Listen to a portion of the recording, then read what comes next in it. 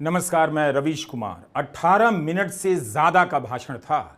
प्रधानमंत्री मोदी को आखिर क्या हो गया है? जब भी संसद का सत्र शुरू होता है, प्रधानमंत्री मोदी मीडिया के सामने आते हैं और संक्षिप्त बयान देकर चले जाते हैं। सवाल जवाब अक्सर नहीं होता। इसके पहले भी प्रधानमंत्री 5-6 मिनट लंबा बोलते रहे हैं, लेकिन आज तो उन्होंने रिकॉर्ड तोड़ दिया। 18 मिनट से भी लंबा बोलते चले गए। कोई सवाल नहीं, बस एक तरफा भाषण। अगर इतना ही वक्त था उनके पास, तो क्या उम्मीद की जाए कि प्रधानमंत्री मोदी सदन के भीतर भी एक एक सवाल का इसी तरह जवाब देंगे? अपने 18 मिनट के इस वक्तव्य में जो दावे कर रहे हैं, उनके समर्थन में क्या सदन के भीतर आंकड़े रखेंगे?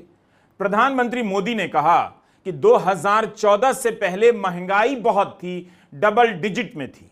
क्या देश भूल गया कि 95 रुपया लीटर पेट्रोल कब से भरा रहा है? 2014 से पहले तो पेट्रोल 60 रुपया लीटर भी नहीं था। नमस्कार, हम आपके सामने ईमानदार और बेखौफ पत्रकार मिस्टर रवीश कुमार जी की नियोता जी खबर लेकर पहुंचे हैं। तो चलिए सुनते हैं खबर और खबर की तरफ चलते हैं। तो महंगा क्या है, 60 रुपया लीटर या 95 रुपया लीटर? क्या महंगा है, आप ही बताइए। क्या देश भूल गया कि 2014 के बाद महंगाई के कारण बैंकों में आम बचत खातों में बचत दर 50 साल में सबसे कम हो गई? क्या देश भूल गया कि 2000 में नए नए इंजीनियर को टॉप आईटी कंपनी में शुरुआती सैलरी 20,000 रुपए की मिलती थी, जो आज भी उतनी ही है। 25 साल से शुरुआती सैलरी 20,000 रुपए ही है। प्रधानमंत्री मोदी किस भारत की बात कर रहे हैं? उनका 18 मिनट का भाषण यही बता रहा है कि वे मान चुके हैं कि देश को अब कुछ भी याद नहीं, केवल वही याद रहता है जो वो अपने भाषण में कहते हैं। क्या उनके भाषण को गोदी मीडिया इस तरह के तथ्यों के साथ प्रसारित करेगा? जिस तरह के तथ्य हमने बताए, कभी नहीं करेगा। अगर प्रधानमंत्री नरेंद्र मोदी 18 मिनट तक सदन के बाहर प्रेस के सामने बोल रहे हैं, तो क्यों नहीं सदन के भीतर आ रहे हैं? 77 महीने में पहली बार मुद्रास्फीति की दर 2.1 पर आई है। 6.5 साल में पहली बार। जनवरी 2019 में मुद्रास्फीति की दर 2% थी। 6.5 साल से देश महंगाई की मार झेल रहा है और प्रधानमंत्री मोदी 2014 के पहले की महंगाई की याद दिला रहे हैं। पिछले 5 वर्ष में कीमतें 28% बढ़ी हैं और 10 वर्ष में 58%। कुल मिलाकर देखें तो आज 10 साल की तुलना में कहीं ज्यादा महंगाई है। इस विषय पर न्यूज लॉन्ड्री में विवेक कौल का यह लेख जरूर पढ़िए। अगर 2014 से पहले बहुत महंगाई थी, तो महंगाई के सवाल पर ही प्रधानमंत्री मोदी अपने आंकड़े लेकर सदन में आ जाएं और बताएं कि यूपीए के समय पेट्रोल 55 से 60 रुपए लीटर था, वो महंगा था, या आपके समय के कई साल से पेट्रोल 95 रुपए लीटर मिल रहा है, ये महंगा है। हम किस दुनिया में रह रहे हैं? क्या वाकई आज भारत की जनता को महंगाई का कोई असर नहीं हो रहा? एक जमाना था 2014 के पहले, जब महंगाई का दर, इन्फ्लेशन रेट डबल डिजिट में हुआ करता था। आज 2% के आसपास आकर के देश के सामान्य मानवी के जीवन में राहत बन गया है, सुविधा बन गया है। 18 मिनट का भाषण है, संसद के भीतर नहीं, बाहर। विपक्ष आरोप लगा रहा है सदन के भीतर प्रधानमंत्री मोदी सवालों के जवाब नहीं देते। तो बताना चाहिए सरकार को, पीआईबी को, कब कब उन्होंने खुद सदन के भीतर जवाब दिया है। क्या आपने उन्हें सदन के भीतर महंगाई पर जवाब देते देखा है? 95 रुपए लीटर पेट्रोल को महंगा बताते सुना है? क्या गोदी मीडिया आपको बताता है कि 10 साल में चीजों के दाम 58% बढ़ गए? 58% का मतलब समझ रहे हैं? इससे आपकी कमाई की क्या दुर्गति हो गई होगी? किस तरह से झांसा दिया जाता है, गौर कीजिए इस पर। और जब विपक्ष ऑपरेशन सिंदूर पर चर्चा की मांग कर रहा है, तो गोदी मीडिया विपक्ष पर ही आरोप लगा रहा है, हंगामा कर रहा है। विपक्ष ने विशेष सत्र बुलाने की मांग की, लेकिन सरकार ने नहीं मानी। संसद की तारीख का ऐलान 47 दिन पहले कर दिया ताकि विशेष सत्र की मांग पीछे चली जाए। दो बार सर्वदलीय बैठक हुई पहलगाम हमले के बाद, लेकिन एक बार भी प्रधानमंत्री नहीं आए। पहली बार जब सर्वदलीय बैठक बुलाई गई तब मधुबनी में भाषण दे रहे थे, लेकिन सर्वदलीय बैठक में नहीं आए। उसके बाद दूसरी बैठक में भी नहीं आए। यह है विपक्ष और सर्वदलीय बैठक के प्रति आदर और उनका सम्मान। केवल यही बयान आता है कि हम चर्चा के लिए तैयार हैं, तो तारीख और समय भी बता दीजिए, फिर विपक्ष के लोग मांग नहीं करेंगे। हाउस में डिफेंस मिनिस्टर को बोलने देते हैं, उनके लोगों को बोलने देते हैं, मगर अगर विपक्ष का कोई कुछ कहना चाहता है तो अलाउड नहीं है। मैं लीडर ऑफ अपोजिशन हूँ, मेरा हक है, तो मुझे तो कभी बोलना ही नहीं देते। ये एक नया अप्रोच है। सर पीएम ने विजय उत्सव सत्र बोला है। सर पीएम बोल रहे हैं कि विजय उत्सव सत्र है, सेलिब्रेटेड सर। बट दौड़ के निकले हाउस से 1 सेकंड में। लेकिन चेयर बार बार कह रही थी कि हम चर्चा के लिए तैयार हैं, आप लोग बैठिए, हम चर्चा के लिए तैयार। चर्चा तो होगी, अगर वो अलाउ करेंगे तो होगी, मगर इशू ये है कि कन्वेंशन कहता है कि अगर सरकार के लोग कुछ बोले तो हमें भी स्पेस मिलनी चाहिए। हम 2 शब्द कहना चाहते थे, मगर विपक्ष को ही अलाउड नहीं। विपक्ष को ही विलन बनाने का खेल चलता है। 21 जुलाई को गोदी मीडिया ने यह न्यूज फ्लैश करना शुरू कर दिया सुबह सुबह कि प्रधानमंत्री मोदी 10 बजे मीडिया से बात करेंगे। इस तरह का भ्रम फैलाने की कोशिश हुई जैसे प्रेस कॉन्फ्रेंस होने वाली है। तभी लोग मजाक करने लगे और उनका मजाक सही साबित हुआ। प्रधानमंत्री आए और बोलकर चले गए 18 मिनट से ज्यादा। जब बाहर 18 मिनट तक बोल सकते हैं तो इससे कम समय में संसद के भीतर सारे सवालों के जवाब खुद क्यों नहीं देते? 11 साल बीत गए, एक प्रेस कॉन्फ्रेंस नहीं की। इस पर कांग्रेस के महासचिव जयराम रमेश का बयान भी आ गया कि संसद के भीतर प्रधानमंत्री मोदी सवालों के जवाब नहीं देते। जयराम ने कहा कुछ ही देर में सज धज कर प्रधानमंत्री संसद भवन के बाहर अपने चिर परिचित अंदाज में मीडिया के सामने देश के नाम अपना संदेश देंगे। हर बार की तरह इस बार भी वही घिसी पिटी खोखली बातें दोहराई जाएंगी। प्रधानमंत्री मोदी संसद में बहुत बहुत बहुत कम दिखाई देते हैं। वे साल में केवल एक बार राष्ट्रपति के अभिभाषण पर धन्यवाद प्रस्ताव के दौरान बोलते हैं। जयराम रमेश ने कहा प्रधानमंत्री मोदी संसद के भीतर साल में एक बार बोलते हैं, संसद में भी कम दिखाई देते हैं। उन्होंने कहा बहुत बहुत बहुत कम दिखाई देते हैं। तो क्या इसी की भरपाई के लिए प्रधानमंत्री मोदी संसद के बाहर सत्र शुरू होने से पहले लंबा सा भाषण दे देते हैं, जहां ना प्रेस उनसे सवाल कर सकता है ना सांसद कर सकते हैं? जिस संसद को उन्होंने मंदिर कहा उसकी दहलीज पर शीश झुकाए। क्या प्रधानमंत्री मोदी उसी संसद के भीतर अपने विभागों से संबंधित सवालों पर खुद जवाब नहीं दे सकते? उनके राज्य मंत्री जवाब देते हैं, दे सकते हैं वे भी, लेकिन बहुत बहुत कम दिखाई देना या जवाब नहीं देने का आरोप क्या मात्र सियासी है या संसद का आंकड़ा भी इसकी पुष्टि करता है? 18 मिनट का भाषण और एक सवाल जवाब नहीं। इस वीडियो में ट्रंप एप्स्टाइन फाइल से जुड़े सवालों से चिढ़कर आगे बढ़ जाते हैं। यह एक उदाहरण है कि किसी देश के राष्ट्रपति या प्रधानमंत्री तभी प्रेस के सवालों का जवाब नहीं देते जब उन्हें जवाब देने से बचना होता है या वाकई उनके पास समय नहीं होता। लेकिन संसद सत्र के शुरू होने पर प्रधानमंत्री मोदी मीडिया के सामने रस्म निभाने आते हैं तो 18 मिनट तक बोलते ही चले गए। इतनी देर में 1-2 सवाल ही ले लेते, मगर सवालों से उनकी पुरानी दोस्ती है जो आज तक बनी हुई है। उन्होंने एक भी सवाल नहीं लिया, ना किसी ने पूछा होगा। 2017 के शीत सत्र से पहले प्रधानमंत्री मोदी संसद के बाहर सिर्फ 2.5 मिनट बोलते हैं।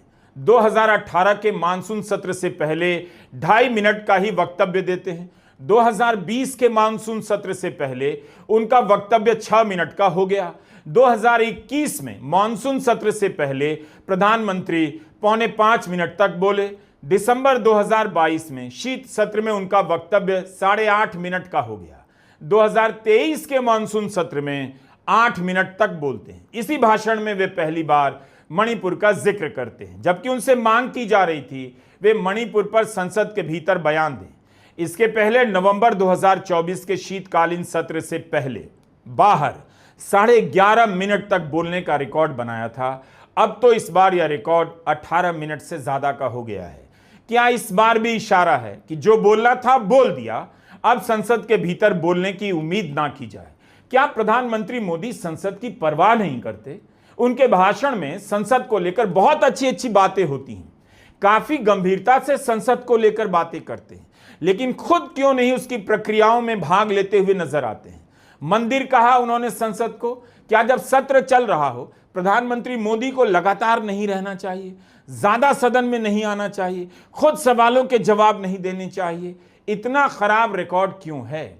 विपक्ष एक भी सवाल का जवाब ना देने का आरोप उन पर क्यों लगाता है? क्या आप जानते हैं कि लोकसभा में 6 साल से कोई उपाध्यक्ष नहीं? यह संवैधानिक पद है और 6 साल से खाली है। उपाध्यक्ष का चुनाव संविधान का एक अनिवार्य प्रावधान है। अगर यह नहीं किया जाता है तो आर्टिकल 93 का उल्लंघन माना जाएगा। आर्टिकल 93 का संबंध अध्यक्ष और उपाध्यक्ष के चुने जाने से है, लेकिन संसद को मंदिर कहकर अपनी छवि बनाने वाले प्रधानमंत्री को अब इन सवालों से कोई फर्क नहीं पड़ता। 2019 से 24 के बीच लोकसभा का उपाध्यक्ष पद खाली रहा, इसका चुनाव कराने का वक्त नहीं आया। आमतौर पर यह पद विपक्ष को दिया जाता है, लेकिन 2014 में एनडीए के सहयोगी दल एआईएडीएमके के एम थंबीदुराई को उपाध्यक्ष बना दिया गया, जबकि यूपीए के समय बीजेपी के करिया मुंडा उपाध्यक्ष बनाए गए थे। तो कितना आसान है मंदिर कह देना और प्रावधानों का पालन हो रहा है या नहीं इसकी परवाह नहीं करना। विपक्ष से सहयोग की आशा करने की बात कहने वाले प्रधानमंत्री ने कभी इसकी परवाह नहीं की।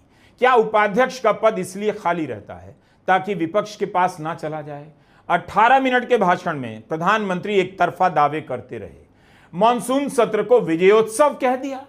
विपक्ष ऑपरेशन सिंदूर को लेकर 2 महीने से अनेक सवाल उठा रहा है। ऐसा लग रहा है प्रधानमंत्री ने आज ही उन सवालों को खारिज कर दिया और संकेत दे दिया हो कि वे जो मानते हैं वही है और जो कहना था अब कह दिया। ये मॉनसून सत्र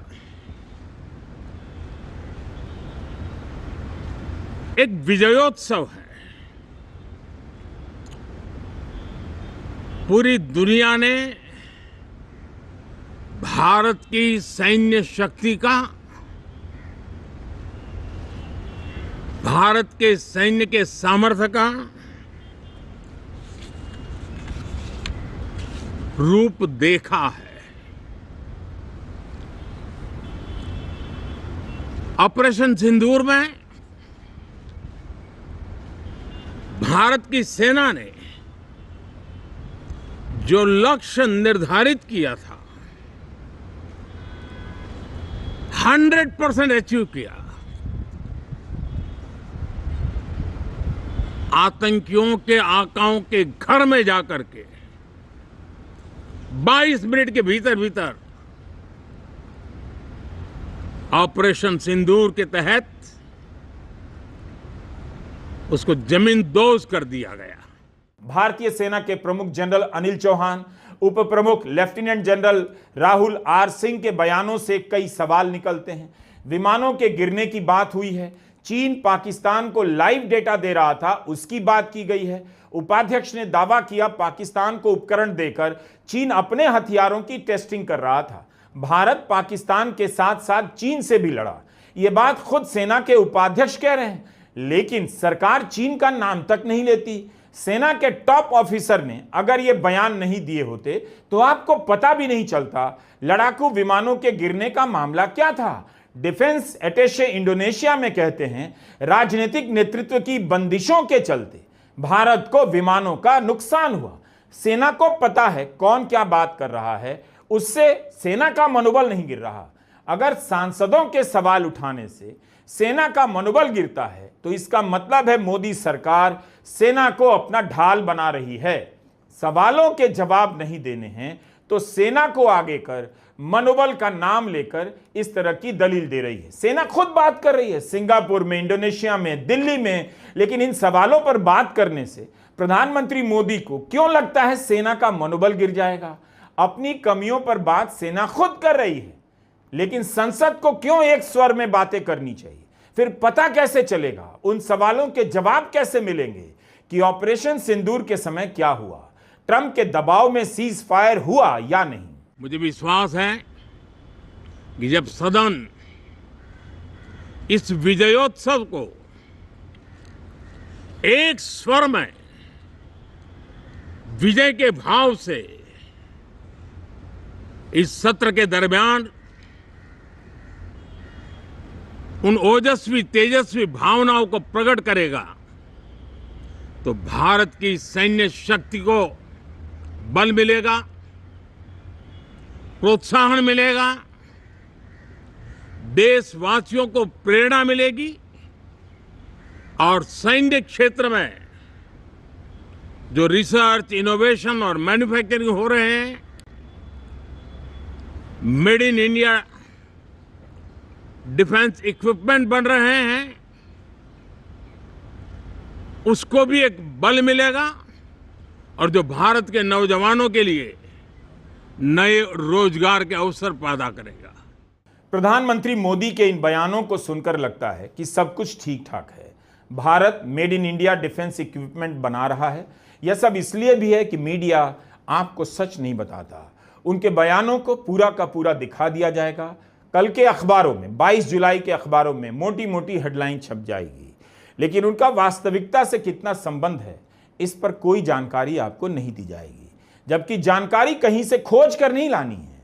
खुद सेना के अधिकारियों ने अपने बयानों से इशारा कर दिया है कि जिस तरह के दावे किए जा रहे हैं, हो सकता है सच्चाई वैसी ना हो। भारत के सेना प्रमुख जनरल अनिल चौहान ने कहा, हम कल के हथियारों से भविष्य की लड़ाई नहीं जीत सकते। प्रधानमंत्री मोदी कह रहे हैं, दुनिया में मेड इन इंडिया सैन्य उपकरणों की डिमांड बढ़ रही है। कुछ हफ्ते पहले हमने अपने शो में एक वीडियो में वायुसेना के अध्यक्ष के बयान के बारे में आपको बताया था, जिसमें वे कह रहे हैं कि HAL से समय पर डिलीवरी नहीं की जा रही है। 30 मई का हमारा यह वीडियो आपने जरूर देखा होगा, फिर से देखिए, हम इसका लिंक डिस्क्रिप्शन में दे रहे हैं। भारतीय वायुसेना के प्रमुख air chief marshal Amarpreet Singh ने उद्योग जगत के एक बड़े संगठन CII के कार्यक्रम में कहा, हिंदुस्तान एरोनॉटिक्स लिमिटेड का एक भी प्रोजेक्ट समय पर डिलीवर नहीं हुआ है।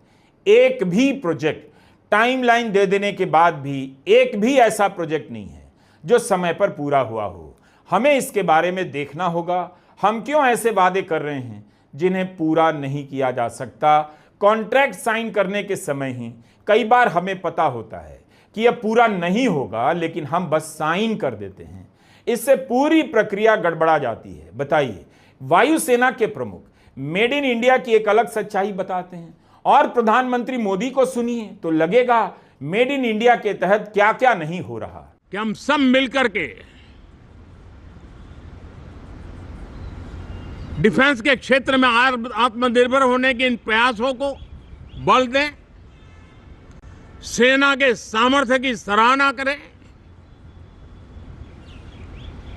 और मैं आज देशवासियों के सामने जरूर कहूंगा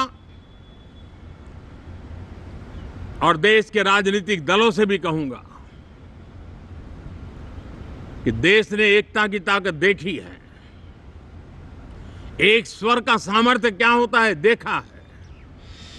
तो सदन में से भी सभी माननीय सांसद उसको बल दें, उसको आगे बढ़ाएं। और मैं जरूर कहूंगा, राजनीतिक दल अलग अलग है, हर एक का अपना एक एजेंडा है, अपनी एक भूमिका है, लेकिन मैं इस वास्तविकता को स्वीकार करता हूं कि दल हित में मत भले न मिले, लेकिन देश हित में मन जरूर मिले। आज सेना को लेकर बहुत सारे सवाल देश के सामने हैं। सेना के अफसर ही उन सवालों की तरफ हमारा ध्यान खींच रहे हैं। लेकिन यह क्या बात हुई कि संसद में इस तरह से बात करें कि सेना का मनोबल ना गिरे। अगर आपने इतना अच्छा काम किया है तो आइए सदन के भीतर जवाब दीजिए। पहलगाम हमला 22 अप्रैल को हुआ था। अब तक आतंकवादी पकड़े तो नहीं गए, लेकिन हुआ क्या? एक मिनट लेकिन J&K में कम से कम इंटेलिजेंस इनकी सिक्योरिटी है, उसके बारे में उनका फेल्यूर हुआ, ये उन्होंने ही कहा है। लेफ्टिनेंट गवर्नर ने कहा है इसमें इंटेलिजेंस फेल्यूर है, ये एक्सेप्ट उन्होंने ही किया, ये हमारी बात नहीं सर। सीडीएस उपसेना प्रमुख और एक वरिष्ठ डिफेंस अटैची ने कुछ बेहद संवेदनशील खुलासे भी उन्होंने किए, जहां पर नहीं मैं सुनता हूं उनका, मेरा एक ही मिनट सुनिए। Okay, 1 minute please sir, only 1 minute मेरा सुनिए, उसके बाद उनको दीजिए प्लीज। सर, विषय ये है, इन विषयों पे मुझे विषय प्रश्न नहीं है, ये पहलगाम एंड ऑपरेशन सिंदूर के बारे में आपने जो दुनिया को बताया, हमको बताया, हिंदुस्तान के लोगों को बताया, उसकी बात कर रहा हूं। हमारे को इंफॉर्मेशन तो देना चाहिए, हमारे से तो आपने मदद ली। और दूसरी चीज सर, दूसरी चीज सर, अमेरिका के राष्ट्रपति ट्रंप 24 बार उन्होंने, बाद में सफाई, 24 बार उन्होंने कहा मेरे इंटरफियरेंस से मैं समझौता किया, तभी ये युद्ध थामा, ना ये युद्ध स्टॉप जो हुआ मेरे वजह से हुआ। अरे देश के साथ ये अपमानजनक है। सरकार हमेशा कहती है चर्चा के लिए तैयार है, लेकिन बाद में किस नियम पर चर्चा हो इसी को लेकर कई दिनों तक बहस करती रहती है।